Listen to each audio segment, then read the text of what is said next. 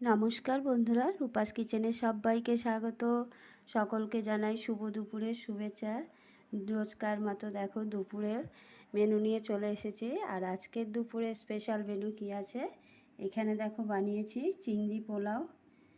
খুব বেশি বড় না, মাঝারি সাইজের চিংড়ি মাছ দিয়ে পোলাওটা রান্না করেছি। আর চিংড়ি পোলাওর সাথে আছে এখানে দেখো একদম কড়াই শুদ্ধ নামিয়ে নিয়ে এসেছি চিকেন কষা। দাঁড়াও, এই দেখো একদম ঝাল ঝাল করে আজকে চিকেন কষা করেছি। আর সব শেষে এই যে চাটনি আছে, আমের চাটনি বানিয়েছি।